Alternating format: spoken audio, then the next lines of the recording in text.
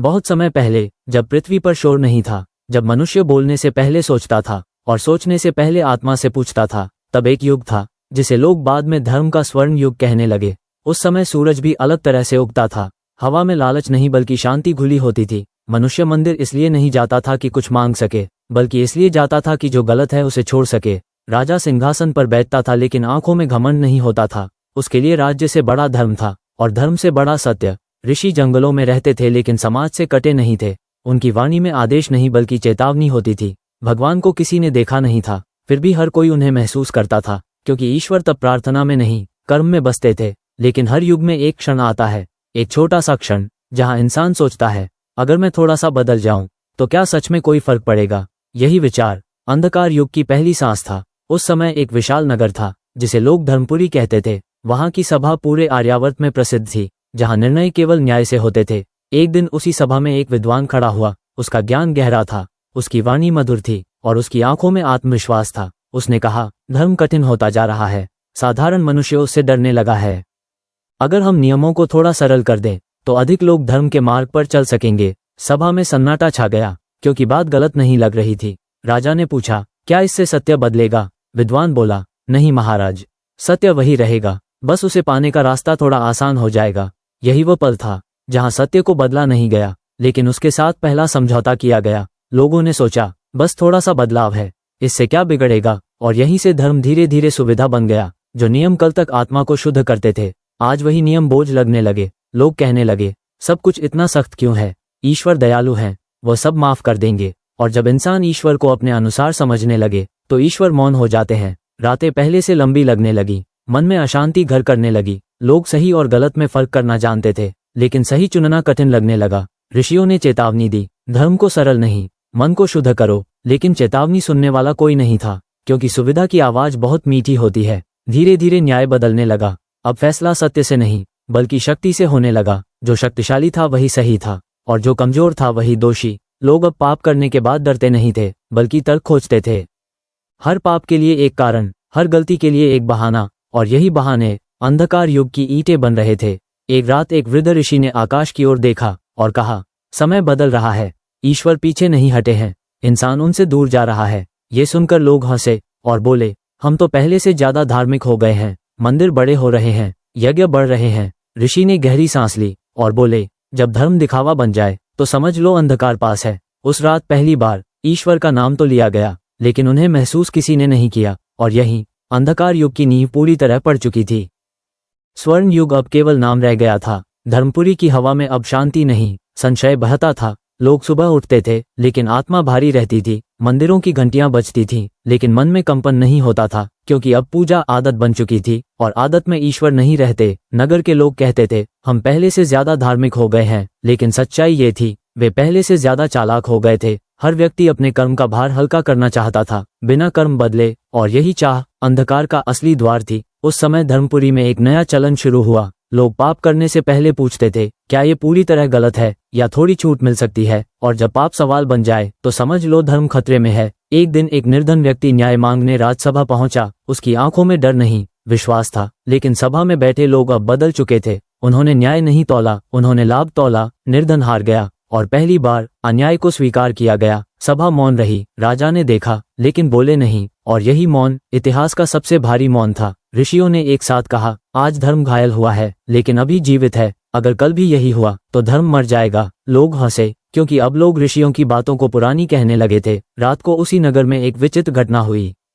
मंदिर की ज्योति अपने आप बुझ गई, बिना हवा के, बिना वर्षा के। ऋषियों ने कहा, ये संकेत है, लेकिन नगरवासियों ने कहा, दीपक पुराना रहा होगा। जब संकेत को तर्क से दबा दिया जाए तो विनाश तय हो जाता है। धीरे धीरे लोग धर्म का उपयोग करने लगे, धर्म को जीने के लिए नहीं बल्कि दूसरों को झुकाने के लिए। जो ज्यादा बोलता था वही ज्ञानी कहलाने लगा, जो ज्यादा देता था वही पवित्र समझा जाने लगा, और जो चुपचाप सही रहता था वो मूर्ख कहलाने लगा। यहीं से अंधकार ने आकार लेना शुरू किया। उसी समय एक वृद्ध ऋषि ने अंतिम प्रयास किया। उन्होंने नगर के बीच खड़े होकर कहा, धर्म का अर्थ सुविधा नहीं, संयम है, न्याय शक्ति नहीं, सत्य है, और भक्ति सौदा नहीं, समर्पण है। भीड़ ने सुना लेकिन मन नहीं खोला, क्योंकि मन अब केवल वही सुनता है जो उसे अच्छा लगे। उसी रात ऋषि को फिर स्वप्न आया। इस बार स्वप्न नहीं, दृष्टि थी। उन्होंने देखा, एक विशाल तराजू, एक पलड़े में सत्य, दूसरे में सुविधा, और सुविधा भारी पड़ रही थी। तभी आकाश से आवाज आई, पहला महान पाप स्वीकार कर लिया गया है, अब पीछे लौटना कठिन है। ऋषि कांप उठे। सुबह होते ही वे राजा के पास पहुंचे। उन्होंने कहा, महाराज, अब निर्णय का समय है,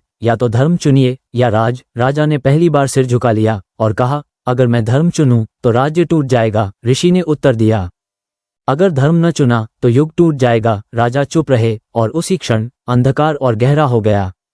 राजा का मौन अब पूरे नगर में गूंजने लगा था। धर्मपुरी के लोग समझ चुके थे, अब सही और गलत का फैसला धर्म नहीं, सत्ता करेगी, और जब सत्ता धर्म का स्थान ले ले तो अंधकार को निमंत्रण मिल जाता है। नगर में एक नया नियम आया, जो शक्तिशाली है वह निर्दोष माना जाएगा, और जो कमजोर है उसे अपनी निर्दोषता साबित करनी होगी। लोगों ने इसे व्यवस्था कहा, लेकिन यह अव्यवस्था की शुरुआत थी। अब पाप छुपाया नहीं जाता था, उसे बुद्धिमानी कहा जाने लगा। जो छल करता था वह चतुर कहलाता था, और जो सत्य पर अड़ा रहता था वह मूर्ख। ऋषि एक एक कर नगर छोड़ने लगे, क्योंकि जिस भूमि पर चेतावनी को अपमान समझा जाए वहां रुकना भी पाप बन जाता है। एक रात आकाश अजीब तरह से शांत था, न तारे चमक रहे थे, न चंद्रमा स्पष्ट था, और उसी मौन में देवताओं की अंतिम सभा हुई। लेकिन वह सभा पृथ्वी पर नहीं, आकाश में थी। देवताओं ने पूछा, क्या अब भी मनुष्य को समय दिया जाए? उत्तर आया, मनुष्य को समय नहीं, मन ने छल चुन लिया है, और जब मन छल चुन ले तो ईश्वर हस्तक्षेप नहीं करते। उसी क्षण देवताओं ने दृष्टि फेर ली। ये दंड नहीं था, ये परिणाम था। पृथ्वी पर उसी रात दूसरा महान पाप हुआ। एक निर्दोष स्त्री को दोषी ठहराया गया, केवल इसलिए क्योंकि सच शक्तिशाली के विरुद्ध था। और उस दिन भीड़ ने अन्याय का समर्थन किया, क्योंकि डर अब धर्म से बड़ा हो चुका था। जब अन्याय पर भीड़ तालियां बजाए तो समझ लो अंधकार पूर्ण होने वाला है। नदियों का जल भारी लगने लगा, अन्न में स्वाद कम होने लगा, बच्चों की हंसी जल्दी बुझने लगी। ये संकेत थे, लेकिन लोग अब संकेतों को कहानी कहने लगे थे। एक वृद्ध ऋषि जो अभी भी नगर में बचे थे, उन्होंने अंतिम बार कहा, अब केवल एक घटना बाकी है, जिसके बाद युग बदलेगा। लोगों ने पूछा, कौन सी घटना? ऋषि बोले, जब मनुष्य ईश्वर को दोषी ठहराएगा। और वही हुआ। लोग कहने लगे, अगर भगवान होते तो ये सब क्यों होता? और उसी प्रश्न के साथ ईश्वर को कटघरे में खड़ा कर दिया गया। यही वह क्षण था जब अंधकार युग ने जन्म ले लिया। धरती नहीं कांपी, आकाश नहीं फटा, लेकिन आत्मा मरने लगी। और जब आत्मा मरती है तो युग बदल जाता है।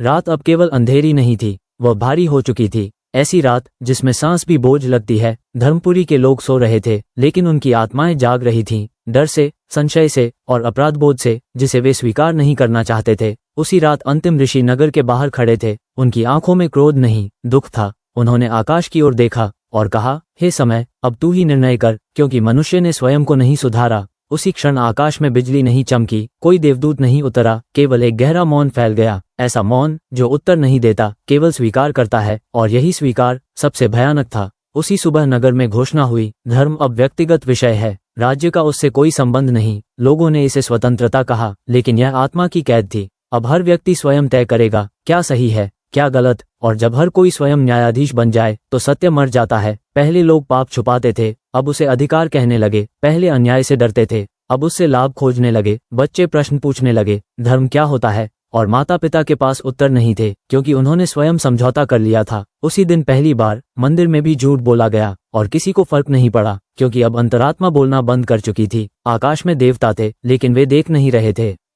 यह अंतिम चेतावनी थी। मनुष्य को उसके कर्मों पर छोड़ दिया गया था, और जब ईश्वर पीछे हटते हैं तो कर्म सामने आते हैं। नगर में रोग फैलने लगे, भय फैलने लगा, और लोग बोले, ये सब भगवान की इच्छा है। यही अंतिम पाप था, अपने कर्मों का दोष ईश्वर पर डाल देना। उसी क्षण अंधकार युग की घोषणा हुई, बिना शब्दों के, बिना शंखनाद के, लेकिन हर आत्मा ने उसे महसूस किया। ऋषि धरती पर गिर पड़े, क्योंकि अब कहने को कुछ बचा नहीं था। स्वर्ण युग समाप्त हो चुका था, और अंधकार युग आरंभ, जिसमें धर्म रहेगा लेकिन केवल शब्दों में, ईश्वर रहेंगे लेकिन केवल मूर्तियों में, और मनुष्य रहेगा लेकिन आत्मा के बिना। यही अंधकार युग अब पूर्ण रूप से स्थापित हो चुका था। धर्मपुरी केवल नाम से पुरी रह गई थी, वास्तव में वह भय, स्वार्थ और मौन की भूमि बन चुकी थी। लोग जीवित थे, लेकिन भीतर से खाली। सुबह होती थी, लेकिन उजाला नहीं लगता था। रात होती थी, और डर सोने नहीं देता था। ईश्वर के नाम लिए जाते थे, लेकिन केवल संकट के समय। कर्म कोई नहीं करना चाहता था, फल सब चाहते थे, और यही अंधकार युग का स्वभाव था। उसी युग में एक बालक ने जन्म लिया, ना किसी भविष्यवाणी के साथ,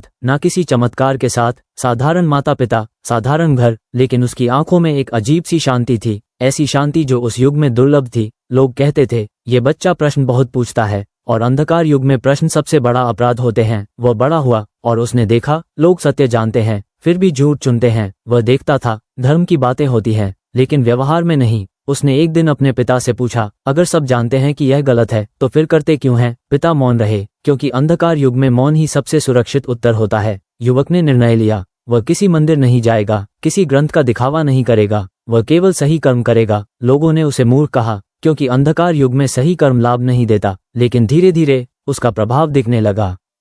जहां वह जाता, लोग अपने आप झूठ बोलने से हिचकते। जहां वह खड़ा होता, अन्याय करने वालों को असहजता होती। यह कोई चमत्कार नहीं था, यह आत्मा की शक्ति थी, जो युगों में एक बार प्रकट होती है। राज्य को यह पसंद नहीं आया, क्योंकि सत्ता को सबसे ज्यादा डर जागती हुई अंतरात्मा से लगता है। उस युवक पर आरोप लगाए गए, उसे दोषी ठहराया गया, लेकिन वह झुका नहीं। उसने कहा, मैं युग नहीं बदल सकता, लेकिन स्वयं को तो बदल सकता हूँ। और यही वाक्य अंधकार युग में पहली रोशनी बना। उसी रात जब उसे कारावास दिया गया, आकाश में पहली बार बहुत समय बाद तारे स्पष्ट दिखे। देवताओं ने नहीं, लेकिन समय ने एक बार फिर मनुष्य की ओर देखा। युवक कारागार में बैठा और मुस्कुराया, क्योंकि उसने जान लिया था अंधकार युग का अंत शंखनाद से नहीं होता, वह एक सही कर्म से शुरू होता है, एक आत्मा से, एक साहस से। कहानी यहीं समाप्त नहीं होती, लेकिन यही समझ आती है कि हर युग अंधकार में हो सकता है, लेकिन हर युग में एक दीपक जल सकता है, और वही दीपक अगले युग की नींव बनता है।